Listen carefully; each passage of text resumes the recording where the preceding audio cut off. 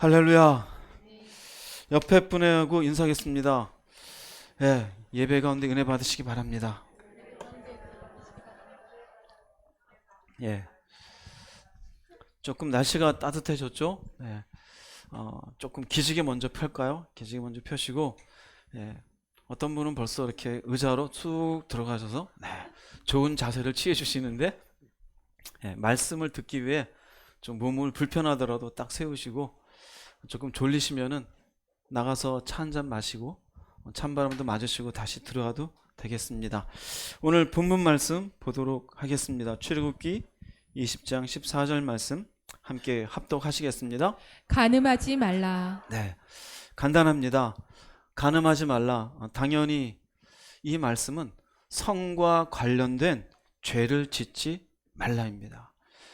이 말씀이 하나님이 모세에게 주었던 두 돌판 가운데 두 번째 돌판, 다섯째, 여섯째, 일곱째, 세 번째 말씀으로 있습니다. 어쩌면 우리는 성이라는 것이 일반화되어 있음에도 불구하고 그 일반화된 성에 대한 온전한 의식도 없고 또 우리 입으로 그걸 꺼내는 것이 신앙인에게는 뭔가 부끄러운 것처럼 여겨지고 있습니다. 그러나 결단코 그렇지 않습니다.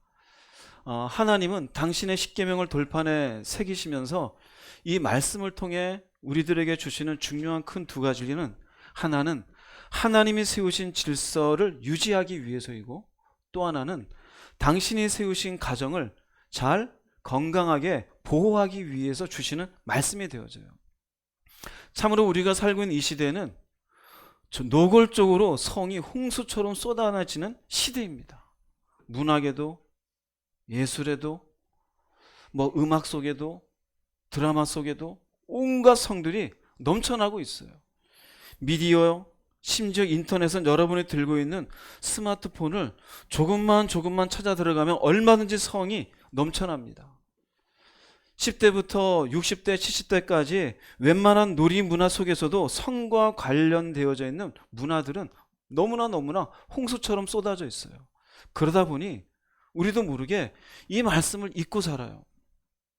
이 말씀이 우리들에게 주신 온전한 의미가 뭔지에 대한 의미도 모르고 그저 세상 가운데 다들 이렇게 사는 것이 인생이고 행복해하니 나도 재미있는 인생을 살아보자. 그러나 성경은 명확하게 이 세대를 뭐하지 말아라? 본받지 말라라고 합니다. 이 세대를 본받지 말아라. 이 세대 가운데 우리가 어쩌면은 우리가 터부시하는 용어이기도 하지만 가장 쉽게 넘어지기도 하는 것이 성과 관련된 범죄가 되어져요. 이로 인해서 얼마나 많은 가정이 깨어지고 얼마나 많은 우리 주변에 하나님 앞에 옳지 못한 성과 관련된 범죄들이 넘쳐나는지 모릅니다. 이 말씀을 통해 21세기를 살고 있지만 그럼에도 불구하고 하나님의 자녀들은 어떠한 올바른 성에 대한 개념을 가지고 살아야 되는지에 대해서 오늘 명확한 여러분들의 개념을 하나님 앞에 가질 수 있기를 바라겠습니다. 먼저 간음에 대한 정의부터 좀 보겠습니다. 간음이라는 말은 나프라 그럽니다. 불법적인 성적 교제예요. 여기 불법적인 이 의미는 그저 문자적으로는 결혼한 사람과 결혼하지 않은 사람, 결혼했는데 이 사람이 누군가하고 성관계를 맺는 이 모든 것은 다 불법이에요. 그러나 영적으로 보자면은 하나님의 질서 밖에 이루어지는 모든 성범죄는 전부 간음이에요. 우리는 성경 보면 음행이라는 말이 있어요. 자나라 그러는데요. 이 말의 의미 자체가 간음하다라는 말이에요. 그럼 음행과 간음엔 차이가 있어요, 없어요? 차이가 없어요.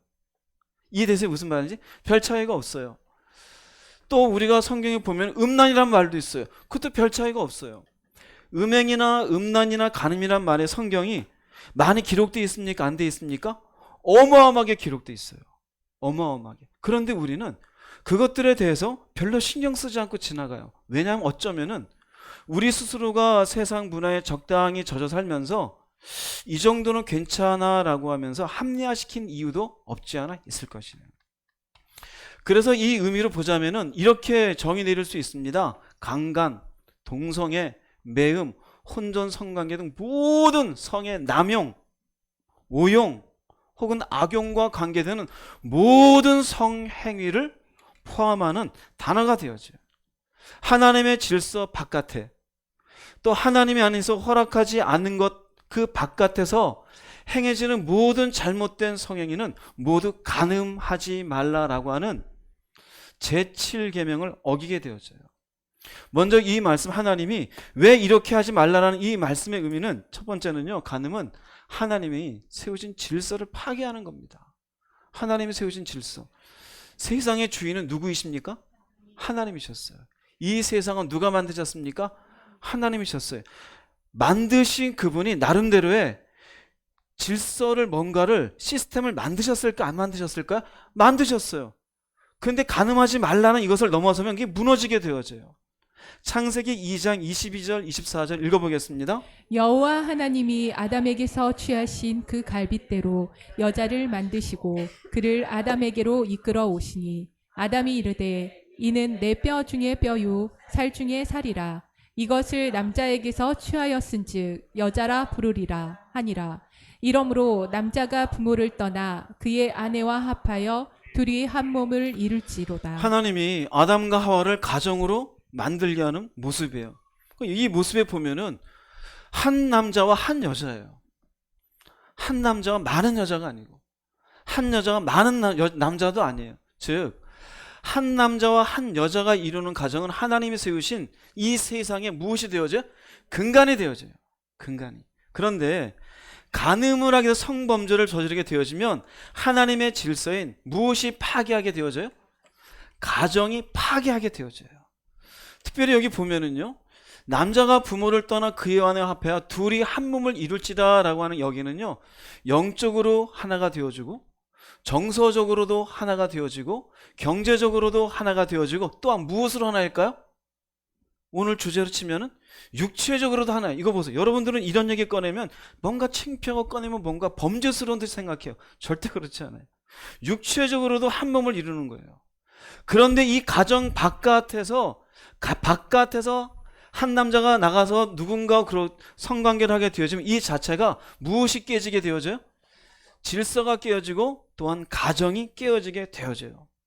그래서 성경에는요, 하나님이 만드신 질서를 깨트리는 간음하는 자들에 대해서는 아주 단호합니다.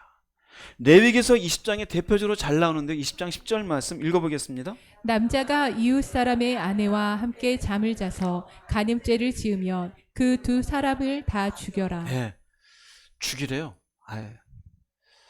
혹시 모르죠. 우린 서로 모르지만 이미 죽었을 사람 여럿 있을 수 있겠죠. 다 죽여래요. 왜 그럴까요? 이건 악이에요. 이런 악들을 내버려 두면은 하나님의 질서는 점점점 무너지게 되고 세상은 무질서 가운데 당신이 만드신 그 모든 질서 시스템과 관계없이 인간들의 죄악이 가득한 세상이 되어져요. 다 죽여버리래요. 레위기서 20장에는 특별히 이스라엘 백성들이 저지르면 안 되는, 즉 간음하지 말라는 이 말씀을 좀 더 포괄적으로 설명을 해줘요. 이 속에 있는 내용들을 보면은 정말로 말도 안 되는, 우리가 보기에도, 지금 보기에도 뭐 이런 일이 다 있나 하는 그런 성에 관련된 이야기들이 성경은 그대로 노출하고 있습니다.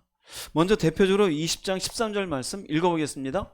누구든지 여인과 동침하듯 남자와 동침을 하면 둘 다 가증한 일을 행함인즉 반드시 죽일지니 자기의 피가 자기에게로 돌아가리라. 이건 무엇에 대한 이야기인 것 같아요? 동성애예요. 동성애. 동성애는 하나님이 어떻게 하라 그래요? 반드시 죽이래요. 왜 그럴까요? 이건 질서를 파괴해요.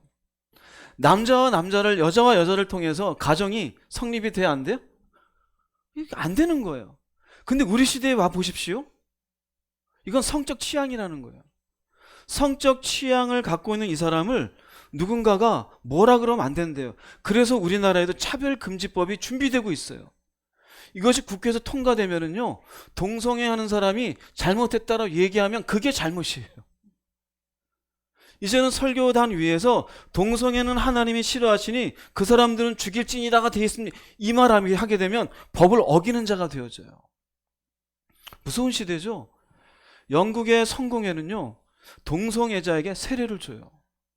그 말은 무엇이 있다라는 걸까요? 구원이 있다라는 얘기예요. 근데 성경은 뭐라고 얘기해요? 구원이 아니에요. 반드시 죽이라고 돼 있어요. 심지어 미국의 몇몇 교단은요, 동성애자인 사람에게 목사 안수도 줘요. 본인도 지옥 갈 사람인데 누군가에게 말씀을 전하는 목사의 직임을 준다라는 거예요. 이 시대에 얼마나 이 동성애에 대해서 하나님의 제7계명인 간음하지 말라라가 얼마나 무너져 있는지 보여주는 말씀이에요. 여러분 자녀들 10대나 20대들 자녀가 있으면 그 친구들에게 물어보세요. 주변의 친구들이 동성애에 대해서 어떤 생각을 하느냐. 거의 90% 이상은 괜찮다고 생각해요. 왜 그럴까요? 문화라는 이름으로 생각이 바뀌어져 있어요. 심지어 교회 다니더라도. 지금은요, 바깥에 나가면 동성애가 잘못됐다고 얘기하는 것은요, 결국 손가락질을 당할 대상이 되어져요. 여러분들이 나가서 얘기하면 꼰대 소리 들어요.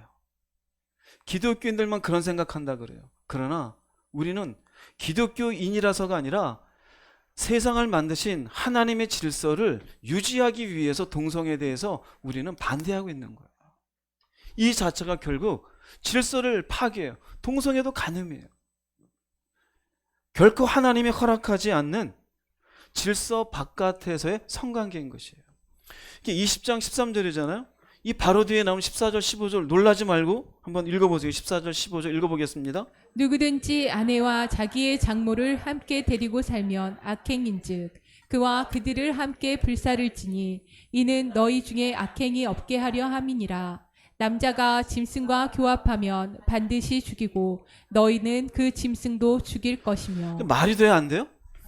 근데 이 시대에 이런 일이 있었다는 거예요. 이 시대에도. 그러니까 인간이 얼마나 성에 대해서 쉽게 문란해지는지를 보여주시는 말씀이에요. 말이 됩니까? 말도 안 되죠.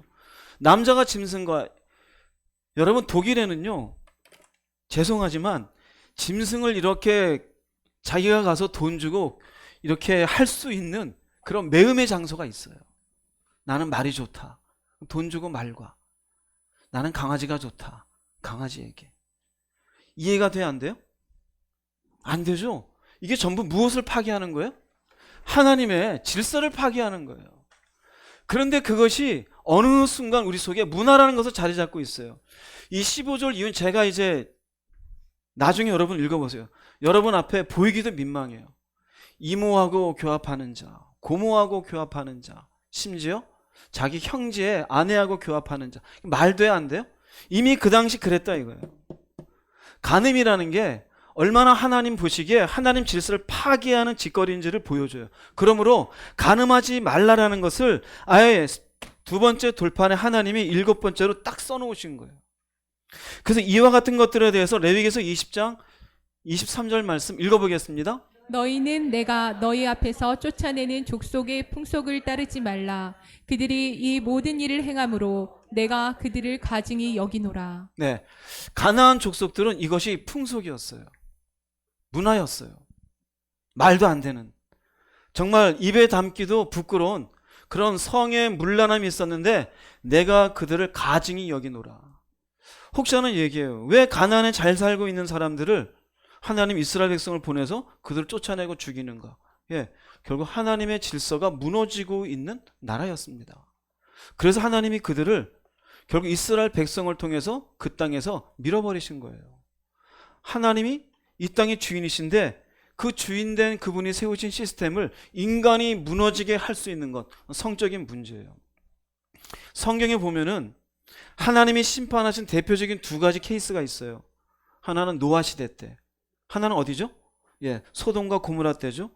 한번 볼게요. 창세기 6장 2절 말씀 읽어보겠습니다. 하나님의 아들들이 사람의 딸들의 아름다움을 보고 자기들이 좋아하는 모든 여자를 아내로 삼는지라. 창세기 19장 5절입니다.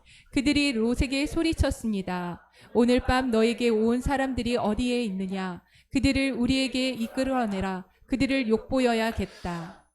노아 시대 때 보면은요, 하나님의 아들들이 사람의 딸들의 아름다움을 보고 그냥 좋아하는 모든 여자를 아내로 삼아요. 이게 노아 때예요. 지금 이 시대 그렇지 않습니까? 여러분은 그렇지 않겠지만 어떤 때는 제가 이 뉴스 기사를 봤더니 어느 나라가 누군가는요 2,500명? 예. 그동안 자기에게 지나간 사람이 2,500명? 대략 2,500이고 못 세겠다 그랬어요. 옛날 매직 존슨인가요? 농구 선수인데 에이즈 걸렸어요. 이 사람은 자기가 관계했던 여자가 1,000명이 넘는데,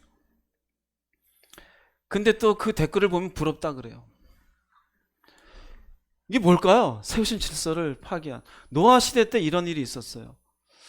소돔과 고모라 때는요, 소돔과 고모라를 멸하기 위해서 천사를 보냅니다. 천사를 보냈는데 천사가 이 롯의 집에 들어왔는데 주변에 있는 사람들이 찾아왔어요. 그럼 뭐라고 말하냐면, 그 사람들 어디 있냐? 끌어내라. 그들을 욕보하겠다. 이게 뭐냐면요, 단순히 욕보이겠다는, 이게 동성애예요. 소돔이잖아요. 그래서 소도마이트란 말이 있어요. 남자와 남자의 성관계를 소도마이트라고 그래요. 동성애예요. 기원이 되어져요. 즉 하나님이 쓸어버렸던, 물로 쓸어버렸던 노아의 시대도 그렇고 이 소돔과 고모라도 그렇고 결국은 성 때문에 무너진 거예요. 하나님의 질서를 파괴했기 때문에. 이들이 성을 남용했었고 성을 오용했어요. 이런 악용이 가득한 시대에 결국 하나님의 질서가 무너지고 있었기 때문에 가나안 땅을 이스라엘 백성을 통해서 밀어냈던 것처럼 노아의 시대 때도 홍수로 밀어내었고, 소돔과 고모라 때는 위에서 유황불을 내리셔서 밀어버렸어요. 여러분 사는 이 시대를 보세요. 성적으로 얼마나 남용이 되고 있고 오용이 되고 있고 악용이 되는 시대입니까? 그죠? 심지어는 초등학생들 이미 성폭행이 일어난대요. 이 시대가요. 그래서 초등학생, 우리 교회도 지금 보건교사 은하자매 있잖아요. 은하자매 하는 일 중에 하나가 그 초등학교 아이들을 성교육을 시킨다는 거예요. 왜 그럴까요? 이미 그 아이들 속에 성적인 범죄들이 일어나고 있는 거예요. 우리가 이런 시대에 살고 있어요. 너무나 이런 것들이 차고 넘치다 보니까 어느새 우리들에게 어떤 양심의 선이라는 것이 조금씩 무너지고 그런가 보다라는 생각을 해요. 아니, 우리는 그런가 보다가 아니에요. 어느 순간 이 하나님이 세우신 질서가 점점 파괴되어지고 하나님의 진노가 차고 있음을 깨달으시기 바랍니다. 하나님의 진노가. 마침내 이런 죄가 넘치게 되어지면 우리가 사는 이 시대도 노아의 시대처럼, 소돔과 고모라의 시대처럼 하나님의 진노가 임하여 심판의 때가 임박해 가고 있다는 것을 깨달을 수 있기를 바랍니다. 인생이 재미로 사는 겁니까? 아니요. 우리 은혜로 사는 거예요. 세상이 말하는 행복이 우리의 기준이 될 수 있을까요? 아니요. 성경에서 말하는 행복은 다른 행복이에요. 자신의 모든 정욕들을 풀어내는 것이 인생의 성취일까요? 그건 짐승의 다름이 없습니다. 우리는 하나님의 영광을 위해서 믿음 가운데 살아가야 될 하나님의 백성들임을 깨달으시기 바랍니다. 그러므로 성경은 인간이 가장 범죄하기 쉬운 성의 문제에 있어서 간음하지 말라라고 명확하게 기록을 해놓고 있는 것이에요. 자, 그 다음 보기 바라는 것은요, 하나님이 이렇게 눈에 보이는 직접적인 어떤 질서를 무너지게 하는 성범죄도 있는데, 보이지 않는 우리 내면에 있는 영역에 대해서도 예수님이 지적하세요. 마음에 품는 것도 간음이다라는 거예요. 마태복음 5장 27절 28절 읽어보겠습니다. 간음하지 말라 하였다는 것을 너희가 들었으나 나는 너희에게 이르노니 음욕을 품고 여자를 보는 자마다 마음에 이미 간음하였느니라. 딱 이거 나오는 순간 안 그런 사람이 어디 있어? 그러나 하나님 앞에 부끄러운 줄은 알아야 되는 거예요. 여자를 보는 자마다 마음이 이미 간음하였느냐? 그럼 남자만 그러냐고요. 여자도 남자를 보면서 마음에 음욕을 품고 있다면 그건 이미 무엇을 하였느니라? 그건 이미 간음인 것이에요. 즉 이성을 성적 욕망의 대상으로 마음에, 저 사람, 이 여자, 이미 마음에 갈망하고 있는 것은 무슨 죄에 해당이 되어져요? 간음죄에 해당이 되어져요. 자, 그런데 무서운 건 보는 겁니다. 보는 것. 보는 것으로 그 사람을 마음의 음욕을 품어요. 이 시대에 우리 보는 것을 자극하는 음란물 쉽게 보는 분들이 있죠. 이거 간음하는 죄입니다. 간음하는 죄예요. 음란물에 나오는 동영상이라든지 사진을 보면서 음욕이 불어나는 그 자체가 간음에 해당할까요? 해당하지 않을까요? 해당하는 거예요. 너무나 우리가 홍수처럼 퍼져 있으니까 괜찮은가 보다라는데 아주 간단한 질문을 해보면 알아요. 예수님이 이 시대에 계셨으면 그 당시에는 사진도 없고 동영상도 없잖아요. 주님은 말씀 안 했어요. 예수님이 이 시대에 계시다면 여러분이 인터넷을 펼쳐놓고 아니면 스마트폰을 놓고서 무엇인가 그걸 보면서 마음의 음욕을 품는 걸 놓고 그래 그 정도는 내가 허용해 줄게 그럴까요? 그럴 것 같다는 분 손 들어보세요. 호되게 혼날 것 같다는 분 한번 아멘 해보세요. 혼나죠. 네가 자식아 이러고 앉아있으면 되겠냐. 아내가 잠자는데 그 껌껌한데 그거 켜놓고 이 자식아. 제가 아는 목사님이 한 분 있었어요. 자꾸 그 친구에게서 미안한데 그 친구가 그래요. 자기가 정말 힘든 게 있었대요. 뭐냐, 아내가 자고 나면 늘 새벽 4시까지 이 음란 동영상 보는 거였어요. 어느 날 아내한테 들켰대요. 부끄러워가지고 혼이 났대. 내가 이렇게 살면 안 되겠다. 목사인데. 그래서 금식을 한 거예요. 금식을 해서 처음에 일주일 했는데 일주일에도 안 떠나가고 20일 지났는데 자기 속에서 허옇게 뭔가 꾹 하고 나가더래요. 그때 이후로 생각이 안 들더래요. 저한테 그 얘기를 했어요. 그 다음엔 쳐다도 보지 않는데요. 귀신이 역사하는 걸 알게 되니까. 왜 귀신이 역사할까요? 틀림없이 그건 제7계명을 어기는 죄인 것을 사단도 알고 있는 거예요. 그렇게 잠깐일지라도 그것을 보는 것으로 무엇을 자극해요? 음욕을 자극하는 것으로 범죄하게 만드는 것이에요. 잘 생각하세요. 특별히 이곳에 앉아 계신 남자분들, 여러분들이 스리슬쩍 봤었던 그런 것이 결국은 여자를 보고 이미 음욕을 품는 것이 간음하는 것이니 여러분들은 간음하는 죄를 저지른 것이에요. 한번 성경의 이와 비슷한 부분을 볼게요. 보는 것이 얼마나 위험한 건지 창세기 39장 7절 말씀 읽어보겠습니다. 주인의 아내가 요셉에게 점점 눈길을 주기 시작하였습니다. 어느 날 주인의 아내가 요셉에게 말했습니다. 나와 같이 자자. 네, 일부러 쉬운 성경으로 여러분에게 얘기했어요. 나와 같이 자자. 자자는 게 그냥 손잡고 자는 걸까요? 아닙니다. 성관계하자는 얘기예요. 근데 시작이 어떻게 됐어요? 예, 점점 눈길이에요. 이 요셉을 보니까 애가 괜찮아요. 점점점 보다 보니까 남자로 보여요. 그 마음에 무엇을 품기 시작했어요? 음욕을 품기 시작했어요. 이 군대 장관 아내인 이 보디발의 아내가 그 마음에 요셉이 성적 대상으로 점점 다가온 어느 날 입으로 꺼내지는 거예요. 나와 함께 자자. 죄를 짓는 행동으로 발전된 거예요.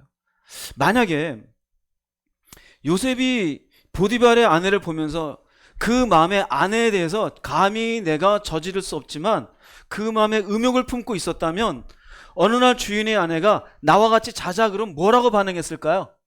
Thank you very much. 야, 하나님 이렇게 길을 열어주시네. 말도 안 되죠. 요셉이 어떻게 합니까? 거절하고 그 자리를 피해요. 그 의미는 뭘까요? 그 여자를 봤을 때 마음에 무엇은 없었다? 음욕은 품지 않았던 거예요. 그냥 주인의 아내로 생각했던 거예요. 마음에 품었다는 자체가 얼마나 위험한지를 보여주고 있는 것이에요. 다윗의 예도 있어요. 사무엘하 11장 2절 말씀 읽어보겠습니다. 저녁 때에 다윗이 그의 침상에서 일어나 왕궁 옥상에서 거닐다가 그곳에서 보니 한 여인이 목욕을 하는데 심히 아름다워 보이는지라. 잘 아시는 곳이죠? 우리아 아내 밧세바입니다. 심히 아름다워 보이는지라. 그 마음에 무엇을 품고 있는 겁니까? 성적 대상으로 이 아내를 보는 거예요. 결국 이것이 무엇으로 발전해요? 밧세바를 데리고 와서 동침하는 것으로 발전해요. 그래서 예수님 말씀하는 거예요. 여자를 보고 이미 성적 대상으로 품고 있는 자마다 이미 간음하였느니라 해요. 여러분 보십시오. 우리가 본능적인 부분이기 때문에 어떻게 그걸 막을 수 있느냐고 하지만, 그러나 우리가 은혜를 구하며 하나님의 은혜 가운데 내 내면을 절제한다는 것은 내가 넘어서는 안 될 선에 대해서도 절제할 힘을 얻게 되는 것이에요. 인간의 힘으로는 어쩌면 불가능할 수 있어요. 그러나 은혜의 힘으로는 얼마든지 가능한 힘이 되는 줄 깨달으시기 바랍니다. 베드로후서에 그와 같은 부분이 있는데요. 베드로후서 2장에 보면은 경건한 자와 경건하지 않은 자를 얘기를 해줘요. 그리고 똑같이 노아 때도 얘기하고 소돔과 고모라 때도 얘기해요. 그런데 경건한 자 노아는 살았고 경건하지 않은 자들은 죽었고 경건한 자 롯은 살았고 경건하지 않은 자들은 유황불에 죽었고 그러면서 비교를 합니다. 경건하지 않은 자들의 몇 가지 특징이 있는데 그 중에 하나 베드로후서 2장 14절 말씀 읽어보겠습니다. 음심이 가득한 눈을 가지고 범죄하기를 그치지 아니하고 굳세지 못한 영혼들을 유혹하며 탐욕에 연단된 마음을 가진 자들이니 저주의 자식이라. 음심이 가득한 눈을 가져요. 이게 정상적일까요? 아니에요. 근데 이건 겉으로 보면 보여요, 안 보여요? 안 보여요. 교회 다니는 음심이 가득한 성도가 있을 수 있을까요, 없을까요? 있어요. 있어요. 하나님 앞에 정직하십시오. 왜 그런지 아세요? 이 사람은요, 경건하지 않아서 그래요. 경건하지 않은 사람의 특징이에요. 이렇게 음심이 가득한 이 사람은요, 결국 어떤 자식이다? 저주의 자식이라요. 자, 그러면 마음에 내가 여인에 대해서 겉으로 드러나지 않았지만 인터넷을 통해 동영상을 보든지 무슨 그림을 보든지 지나가는 여인을 보든지 품는 게 여러분 죄가 돼야 안 돼요? 죄가 되는 거예요, 지금 여러분. 이건 경건하지 않은 사람들의 특징인 거예요. 여러 가지 특징이 있지만 왜 경건하지 않은 사람들을 굳이 얘기할까요? 경건한 사람은 이런 부분이 있을 때 최소한 거절은 할 줄 알아요. 사단은 항상 우리들에게 충동지를 넣어요. 항상 우리 속에 뭔가를 집어넣지만 하나님의 은혜가 있는 사람 최소한 미움은 들지만 미워하지 말자. 욕은 떠오르지만 욕은 하지 말자. 내 마음속에 거절할 마음은 생겨요. 경건하지 않은 사람은 들어온 대로 해요. 미운 대로, 용서하지 못하는 대로, 할 말 있는 대로 다 쏟아내요. 마찬가지예요. 그 마음에 음심이 들어오는데 다 해요. 결국 경건하지 않아서 그래요. 은혜가 없어서 그래요. 여러분 마음속에 은혜를 채우시기 바랍니다. 은혜를. 사람들이 보기에 멀쩡한 집사인데 혼자 어두운 데 앉아가지고 무슨 짓을 하고 있는지 하나님은 다 보고 있는 거예요. 너는 은혜가 없는 자다요. 경건하지 아니한 자들은 음심이 가득해요. 여러분들 이게 본능이라고 생각하지 마세요. 잘못된 모습인 거예요. 그래서 예수님은 그 내면의 깊은 곳을 끄집어내어서 마음에 품는 것도 간음이니 결국 그 말은 마음에 누군가를 성적 대상으로 품는 게 제7계명 간음하지 말라라는 말씀을 뭐 하는 것이다? 어기는 죄에 해당된다라고 얘기하는 거예요. 그러니 여러분들이 바람은 피우지 않았는지 모르지만 마음으로 누군가를 성적 대상으로 생각하고 있었다라면은 여러분들은 하나님 앞에 자유로울 수 있어요, 없어요? 자유로울 수 없어요. 왜 여러분들이 그걸 습관처럼 누리고 있었을까요? 무엇이 없어서? 은혜가 없어서요. 경건하지 못해서 그래요. 여러분 속에 은혜로 온전한 채움이 있기를 주의 이름으로 축복합니다. 그 다음 간음하지 말라 이렇게까지 얘기하면은 와, 성은 저렇게 무섭고 한편으로는 좀 더러운 느낌도 나고 거룩하지 못하고 깨끗하지 못한 거 아니냐? 절대 그렇지 않습니다. 성이라는 것은 가정 안에서 허용된 것이라 성경은 반드시 얘기하고 있어요. 성 그 자체가 더러운 게 아니에요. 그것을 잘못 사용하는 것이 더러운 것이에요. 그 자체가 악한 게 아니에요. 성경은 성은 가정 안에서 온전히 잘 사용될 것을 얘기해요. 창세기 2장 18절 말씀 읽어보겠습니다. 여호와 하나님이 이르시되 사람이 혼자 사는 것이 좋지 아니하니 내가 그를 위하여 돕는 배필을 지으리라. 네, 사람이 혼자 사는 게 좋지 아니하다. 이거는 단순히 정서적으로 외로워 보인다만 있는 게 아니에요. 육체적으로 하나님이 이 땅에 생육하고 번성하라 그랬는데 아담 혼자 어떻게 생육하고 번성이 되어져요? 성적인 호르몬이 가득한 아담이 이것을 어딘가에 풀 데도 없잖아요. 그러니 육체적으로 하나님의 말씀 가운데 온전히 생육하고 번성하는 존재가 되기 위해서는 돕는 배필이 있어야 되는 거예요. 결국 생육과 번성 사이에서는 무엇이 반드시 있어야 돼요? 성이라는 게 반드시 있어야 돼요. 그래서 성은 부부 사이의 생명을 위한 도구가 되어져요. 성이 없이 생명이 잉태될까요? 그건 불가능한 거예요. 예수님이 태어날 때에만 그 마리아가 동정녀이셨고 성령으로 잉태하신 유일한 케이스예요. 그 외에 여러분 가운데 성관계 없이 자녀를 잉태한 분이 계십니까? 마리아급이죠. 마리아급이죠. 그분은 숭배받아 마땅합니다. 근데 없죠. 없어요. 그러므로 성이라는 건 더러운 게 아니에요. 부끄러운 게 아니에요. 숨겨야 될 부분도 아니에요. 어디 안에서요? 하나님 안에서. 그리고 가정 안에서. 하나님이 주신 신성한 거예요. 이건 소중한 선물이에요. 왜요? 이 과정을 통해서 무엇이 탄생되게 되어져요? 생명이라는 것이. 하나님이 만드신 창조의 질서에 생육하고 번성하라 해요. 여기에 딱 하나님의 시스템에 맞게 되어지는 과정에 반드시 필요한 도구로 성이라고 하는 과정을 만들어 놓으신 것이에요. 할렐루야. 할렐루야. 그러므로 혹시라도 교회 다니며 이렇게 조금 은혜 가운데 있으면 아주 좀 부작용 중에 하나가 뭐냐면요, 거룩하게 은혜 가운데 이렇게 가다 보면은 성이라는 부분에 대해서는 어두움의 부분이고 더러운 부분이고 죄의 부분이고 이 부분에 대해서 뭔가 칼처럼 딱 잘라가지고 나는 싫어. 그건 정신 나간 사람입니다. 하나님은 이 부분에 대해서 선물로 주셨어요. 생명을 위한 도구로 주신 것이에요. 그러므로 인간 자체에게 이성에 대한 호기심이 있는 게 정상일까요? 비정상일까요? 이건 정상인 거예요. 이성에 대한 욕구가 있는 것, 이거 하나님이 주신 것이에요. 당연히 10대가 지나고 20대가 지나면서 내가 이성을 통해서 무엇인가 성적인 호기심이 있는 건 이것은 이상한 게 아니에요. 혹시 자녀가 내 마음에 그런 마음이 들어, 이거 귀신이 들었어, 나가. 하나님이 주신 거예요. 여러분, 잘못된 거예요. 간혹가다 그런 부분을 귀신 잡겠다 때리는 분 있어요. 안 그래요. 절대 그렇지 않아요. 그 자체는 아름다운 것이에요. 건강한 거예요. 혹시 여러분의 자녀들 가운데 나는 이성에 관심이 없어, 그럼 병원 데리고 가야 돼요.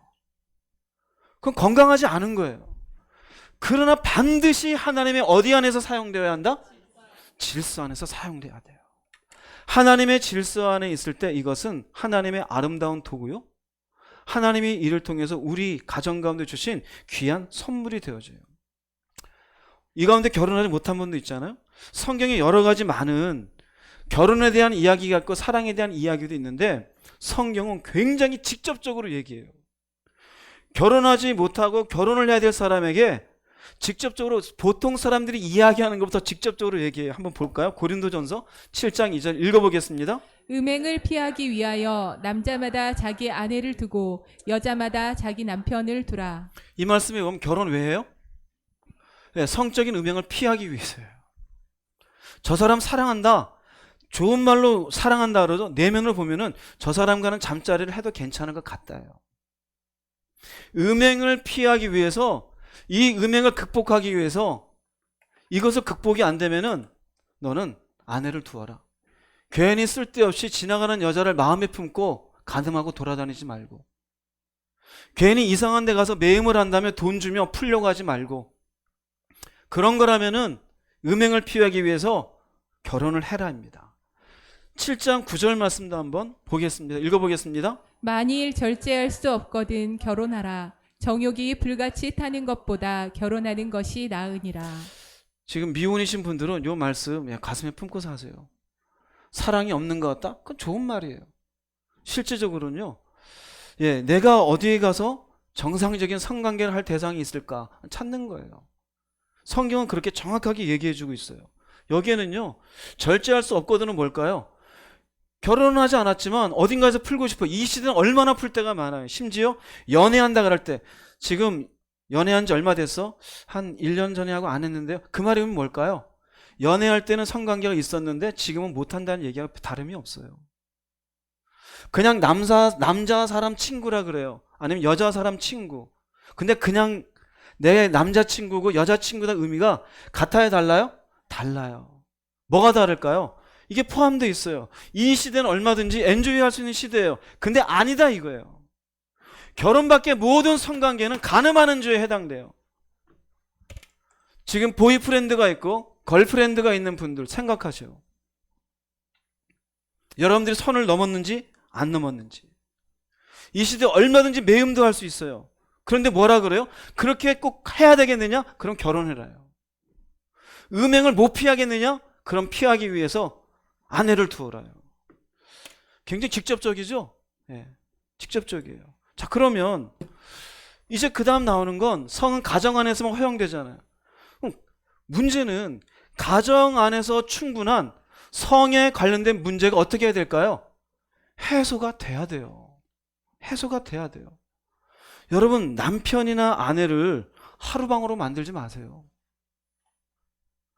옆에 있는 그 대상이 사실은 하나님이 아름답게 질서 가운데 내게 허락한 대상인 것을 꼭 확인할 수 있기를 바랍니다. 은혜 받았다고 해서 그것을 거절하는 게 이게 거룩하게 사는 게 아니에요. 성경은 이 부분에 대해서도 명확하게 얘기해요. 고린도전서 7장 3절 4절 읽어보겠습니다. 남편은 아내에게 남편으로서의 의무를 다하고 아내도 그와 같이 남편에게 아내로서의 의무를 다하도록 하십시오. 아내가 자기 몸을 마음대로 주장하지 못하고 남편이 주장합니다. 마찬가지로 남편도 자기 몸을 마음대로 주장하지 못하고 네. 아내가 주장합니다. 중요한 말씀입니다.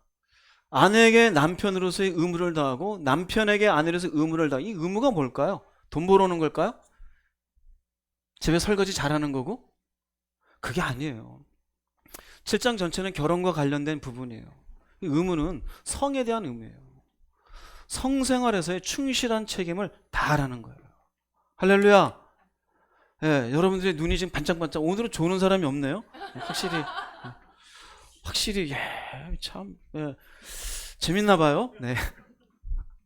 성생활에서의 충실한 생활을 다하라는 거예요. 의무예요.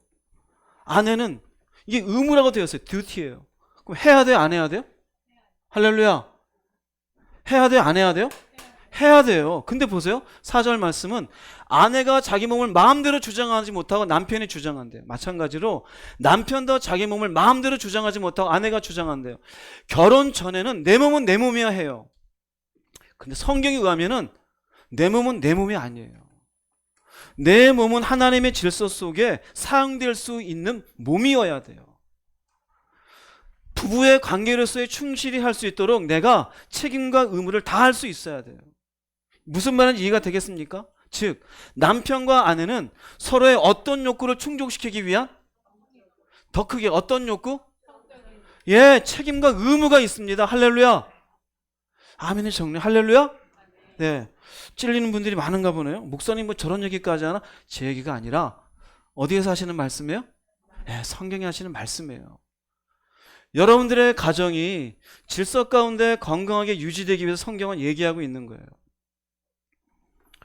남편과 아내는 책임과 의무가 있어요. 우리가 세상을 살면서 돈을 벌고 누군가 관계를 맺으면서도 우리는 나름대로 책임이 있고 책임을 유지하기 위한 의무가 있어요. 부부관계 똑같은 용어를 쓰는 거예요. 아내로서의 의무가 있어요. 남편으로서의 의무도 있어요. 누구를 위해서요? 아내를 위해, 남편을 위해. 서로는 때로는 피곤할 수도 있고 서로는 때로는 귀찮을 수도 있어요. 그러나 특별히 질병 가운데 누워있지 않는 이상, 특별히 서로가 감정적으로 뭔가 대립되어 있지 않는 이상 최소한 아내는 남편을 헤아릴 줄 알아야 되고 남편도 아내를 헤아려. 이 가정이 건강하게 유지될 수 있도록 서로 어떻게 해야 돼요? 책임과 의무를 다하라는 얘기예요. 무엇을 하면서요? 부지런히 충족한 성생활을 하면서요. 할렐루야. 또 여러분들 표정 이상해. 나중에 저한테 뭐라는 분 계실지 모르겠네요. 자, 이거 이렇게 얘기했잖아요. 성경은 한마디 더 합니다. 고린도전 7장 5절 말씀 읽어보겠습니다. 여러분은 서로 몸을 거절하지 마십시오. 다만 기도에 전념하기 위해 서로 합의하여 얼마 동안은 그렇게 하더라도 다시 정상적인 부부 생활을 하십시오. 이것은 여러분이 절제하지 못할 때 사탄이 시험하지 못하게 하려는 것입니다. 제가 보니까 남자분들은 표정이 좀 좋아지고 여자분들은 뭔가 어두워지는 것 같아요. 왜 그런지 모르겠지만, 네. 여러분은 서로 몸을 거절하지 말래요. 이게 성경 얘기예요, 아예. 서로 거절하지 않는데 단지 기도할 때만. 그 거절하지 않는 게 뭘까요? 정상적인 어떤 생활을 하라고요? 정상적인 부부 생활이에요. 그게 뭘까요? 서로 몸을 거절하지 않는 것이 정상적인 부부 생활이에요.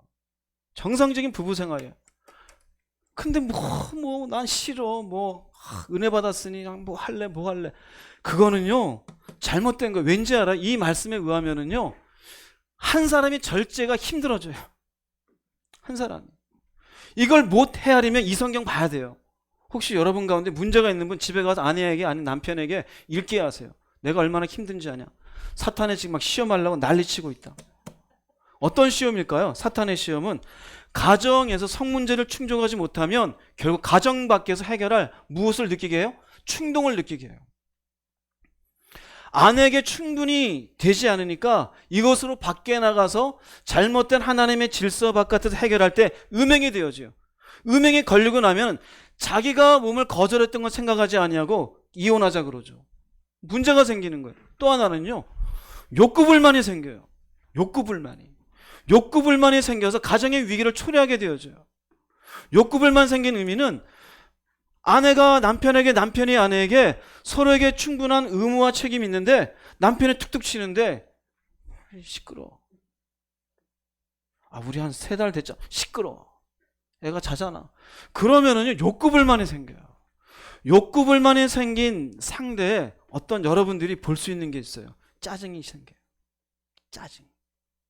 예민해요. 별거 아닌 거에 분쟁이 생겨요. 이 사람이 왜 이러지? 생각해 보세요. 내가 책임과 의무를 다했나? 그렇지 못할 때 남자의 마음속에 사탄이 시험거리를 넣고 있음을 깨달으십시오. 할렐루야. 할렐루야. 이상한 것도 아니고 부끄러운 것도 아니에요. 충분히 여러분의 가정 가운데 성경은 얼마든지 그 가정 안에서 성문제를 허용하고 있다는 것을 보여주고 있는 것이에요. 혹시 여러분 가운데 부부 가운데 이런 문제가 있었던 분은 신중하게 생각하세요. 남편이나 아내를 돌 하루방으로 만들지 마세요. 그 가정에 사탄이 어떻게 할 수 있다? 시험할 수 있어요. 서로 몸을 어떻게 하지 말라? 거절하지 마십시오. 옆에 있는 부부끼리 앉으셨으면 인사할게요. 서로 몸을 거절하지 맙시다. 부부끼리 앉았으면. 부끄러운 거 아니에요. 내 아내가 오늘 아니면 내 남편이 이걸 들어야 되는데 안 들었다. 꼭 듣게 하세요. 꼭. 그래서 좀 하나님 앞에 어떻게 가정이 건강하게 유지되어야 되는지를 깨닫게 해주십시오. 데살로니가 전서의 4장 3절 5절은 좀 더 깊이 있게 얘기합니다. 읽어보겠습니다. 하나님께서는 여러분이 성적인 모든 죄를 피하고 거룩하고 순결하게 살기를 원하십니다. 자기의 아내를 거룩하고 존귀한 마음으로 사랑하십시오. 육체의 정욕에 따라 여러분의 몸을 사용하지 마십시오. 그것은 하나님을 모르는 사람들이나 짓는 죄입니다. 그건 명확한 겁니다. 여기 보면 성적인 모든 죄를 피하고, 즉 간음하지 말라라는 제7계명을 지킬 수 있도록, 그럼 이 성의 문제를 어디에서 해결해야 되느냐? 가정에서예요. 가정에서 철저하게 가정에서 충족한 성생활을 하라는 거예요. 아내를 거룩하고 존귀한 마음으로 사랑하십시오. 바꿔서 말하면 자기의 남편을 어떻게 하고요? 거룩하고 존귀한 마음으로 사랑하십시오. 충족한 성생활을 하는 것이 이게 그리스도인이에요. 이렇게 되어질 때 무슨 죄를 이길 수 있다? 성적인 죄를 이길 수 있는 비결인 것이에요. 그런데 5절 말씀에 의하면요, 육체의 정욕에 따라 자기의 몸을 사용해. 육체의 정욕대로 몸을 사용한다는 의미는 가정 밖으로 나가요. 아내와 남편이 자기의 몸을 거절을 해요. 충족이 되지 않아요. 이런 것들은 누가 하는 짓이다? 하나님을 모르는 사람들이나 하는 죄다라는 것이에요. 여러분들의 가정은 어떤지 보세요. 성품도 맞고 얘기도 잘 되고 아이도 잘 크고 물질도 문제가 없는데 혹시 이것 때문에 싸움이 나지 않는지, 사탄의 시험이 있지 않은지 살펴보십시오. 저희 교회들 가운데서도 없는 것 같죠? 간혹 저한테 얘기하는 분들이 있습니다. 힘들어 죽겠다고. 되게 남자분이 와서 저한테 얘기해요. 아내가 한참 입으로 다 말 못하겠어요. 그렇대요. 몇몇 케이스를 설득을 해서 해결해 드린 적이 있어요. 우리가 수면 아래로 얘기하는 것, 성적인 얘기를 하는 것이 부끄러워서 그렇지, 아니요, 성경은 이렇게 직접적으로 우리가 성의 문제를 어떻게 해결해야 되는지를 보여주고 있어요. 혹시나 여러분 가운데 그러면 나는 혼자 사는데 어떡하냐? 기도 열심히 하세요. 절제하기 힘들다 그럼 어떻게 하라고요? 찾아다니세요. 결혼 안 했는데 난 힘들어 죽겠다. 그럼 빨리 찾으세요. 그렇다고 이상한 도둑놈 같은 사람 만나지 마시고 믿음 안에서 잘 기도하시고 좋은 사람 만나세요. 나는 미치겠다. 어찌됐건 우리는 제7계명을 하나님 안에서 온전히 성적인 문제를 가정 안에 풀어갈 때 그 7계명을 지켜내갈 수 있어요. 또한 여러분들의 가정 안에서 아내가 제7계명을 지킬 수 있도록, 남편이 제7계명을 지킬 수 있도록 충족한 성생활을 할 수 있는 여러분 될 수 있기를 바랍니다. 할렐루야. 이건 죄입니까 아닙니까? 죄가 아니에요. 괜히 여러분들이 거절을 해서 바깥으로 나돌지 않게 하십시오. 또한 여러분들 속에 욕구 불만이 생겨서 말은 못하는데 괜히 짜증을 내고 신경질 부리고 기도할 때마다 시험에 들게 하지 마십시오.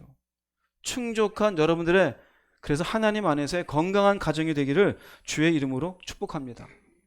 성경은 이렇게 하나님이 세우신 질서 가운데 어떤 것이 간음인지, 그리고 이 성생활을 어디에서 건강하게 유지하면 괜찮은 것인지를 너무나 직접적이고 명확하게 보여주고 있어요. 이럼에도 불구하고 우리가 살고 있는 이 시대는 얼마나 성이라는 것이 우리들에게 쉽게 다가옵니까? 이런 것들에 대해서 여러분들이 충분히 자신을 절제하지 못하고 결국 질서를 넘어서게 되어지면 이것은 결국 간음은, 성경은 자신을 파괴하는 일이라고 설명을 하고 있어요. 고린도전서 6장 18절 말씀 읽어보겠습니다. 음행을 멀리 하십시오. 사람이 짓는 모든 죄들은 몸 밖에서 일어나는 것이지만 음행하는 사람은 자신의 몸에 죄를 짓는 것입니다. 음행과 간음은 같은 말이라 그랬습니다. 같은 말이에요. 간음하지 말라요. 음행하는 사람은 자신의 몸에 죄를 짓는데요. 몸에. 그럼 이거 어떤 말이냐면요, 몸이라는 말은 소마라 그래요. 그런데 헬라어의 몸을 지칭하는 또 다른 말은 사르크스란 말이 있어요. 그런데 소마라는 말을 쓰면은 영혼이 이렇게 담겨 있는 몸으로 전인격적으로 사용하는데, 사르크스란 말은 그냥 살덩어리예요. 그냥 육체. 근데 여기에는 소마라는 단어를 사용합니다. 즉, 이 내 몸에 죄를 짓는다는 의미는요, 음행은 자신의 영혼을 상하게 한다는 얘기예요. 즉, 하나님 앞에 스스로 자신을 죽이는 죄가 간음죄인 것이에요. 내가 간음하는 순간 내 영혼이 파괴되어져요. 하나님의 질서를 무너지게 했으니까. 하나님의 가정을 무너지게 하는, 하나님의 세우신 질서 바깥에서 무엇인가를 자신의 성적인을 풀려 하는 그 자체가 결국 스스로를 죽이는 죄에 해당이 된다고 성경이 말씀하고 있어요. 잠언서 6장 32절을 읽어보겠습니다. 여인과 간음하는 자는 무지한 자라. 이것을 행하는 자는 자기의 영혼을 망하게 하며. 이게 무지한 사람인 거예요. 세상이 재밌다고 따라가면 안 돼요. 이거는 자기의 영혼을 망하게 해요. 여러분들이 음란하게 무엇인가를 보는 것도 망하는 거예요. 마음에 음욕을 품는 것도. 아직 가정을 이루지 못했는데 세상 재미대로 그냥 엔조이나 하자, 그것도 자기를 망하게 하는 거예요. 무지한 거예요. 성경은 얘기해요. 간음하는 자는 무지한 자라. 왜요? 자기의 영혼이 망하는데도 재밌다라는 거예요. 심지어 사랑하니까 우린 괜찮아. 아니요, 괜찮은 게 아니에요. 하나님은 결코 거기에 괜찮다라고 말씀하시는 구절은 한 구절도 없습니다. 세상에 이렇게 문화라는 이름으로 너무나 많은 사람들이 당연시 여기고 있는 성적인 문제라서 그런가 보다 그러지, 성경은 굉장히 엄격하게 질서를 유지할 것을 말씀해요. 그래서 히브리서 13장 4절은 이렇게 이야기합니다. 읽어보겠습니다. 모든 사람은 결혼을 귀히 여기고 침소를 더럽히지 않게 하라. 음행하는 자들과 간음하는 자들을 하나님이 심판하시리라. 이해되시겠죠? 그래서 결혼을 하고 그 가정 안에서의 충족한 부부관계는 하나님이 얼마든지 그 가운데 질서를 유지하고 있는 그들에게 좋은 선물로서 유지시켜 주시지만, 그렇지 않고 음행과 간음하는 자들은 하나님이 어떻게 한다? 심판한다. 결국 끝이에요. 교회 열심히 다니고 내 멋대로 살다가 끝이에요. 재밌게 인생 인조이나 하자? 예, 끝이에요. 그걸로 자신이 무너진다는 사실을 깨닫지 못하고 살아갈 수 있습니다. 결국 제7계명인 간음하지 말라라는 이 계명을 어기는 자는 자신을 파괴하는 자요, 자신의 영혼이 결국 심판에 의해서 영원한 지옥불로 던져지는 것임을 깨닫지 못하고 세상 가치를 붙잡고 사는 사람이 되어져요. 사랑하는 여러분, 간음과 멀리하는 인생이 되기를 주의 이름으로 축복합니다. 너무나 우리 속에는 어쩌면은 살면서 익숙해져 있는 성적인 문제일 수도 있어요. 그런데 이 문제에 대해서 하나님이 어떤 말씀으로 이렇게 규정 짓고 있는지를 올바른 개념을 가지시고 잘 다스릴 수 있기를 바랍니다. 결론을 내리겠습니다. 출애굽기 20장 14절 말씀 다시 한번 읽어보겠습니다. 간음하지 말라. 로마서 12장 2절 읽겠습니다. 너희는 이 세대를 본받지 말고 오직 마음을 새롭게 함으로 변화를 받아 하나님의 선하시고 기뻐하시고 온전하신 뜻이 무엇인지 분별하도록 하라. 네, 세상은 그야말로 성이 홍수처럼 넘쳐납니다. 말씀드렸던 것처럼 동성애도 괜찮다고 하는 세상이 되어졌고 결혼의 관계도 아닌데도 자연스럽게 우리는 사랑하니까 괜찮아라고 하는 그런 잘못된 성 개념도 넘치고 있으며 인터넷을 통해서 초등학생 아이들조차 이제는 쉽게 성적인 것들에 음욕을 품고 있는 세상이 되어져 있어요. 인간이 하나님께 부여받은 성이라는 좋은 선물을 통해서 하나님 앞에 건강한 가정을 이루고 그분의 질서를 유지해야 되는데 이 성이라는 것이 오용이 되어지고 남용이 되어지다 보면은 하나님을 아버지라 부름에도 불구하고 나도 모르게 간음하는 인생이 될 수 있습니다. 이런 세상에 여러분들은 이 말씀 기억하세요. 이 세대를 어떻게 하지 말아라? 본받지 말아라. 이 세대를 본받지 마세요. 무엇이 바뀌어야 됩니까? 마음이 바뀌어야 돼요. 세상은 그러할지라도 나는 그렇게 하지 말아야지. 저것이 재미있다고 볼지라도 나는 가능한 절제해야지. 이러이러한 일이 있더라도 나는 하지 말아야지. 하나님 앞에 무엇이 선하고 무엇이 기뻐하시고 무엇이 어떤 뜻이 있는지 분별하면서 이 세상 속에 살아가라는 얘기예요. 사랑하는 여러분, 간음하지 않는 여러분 될 수 있기를 바랍니다. 육체적으로 누군가하고 하진 않았다 할지라도 눈으로 보는 것으로 음욕을 품지 않으시기를 주의 이름으로 축복합니다.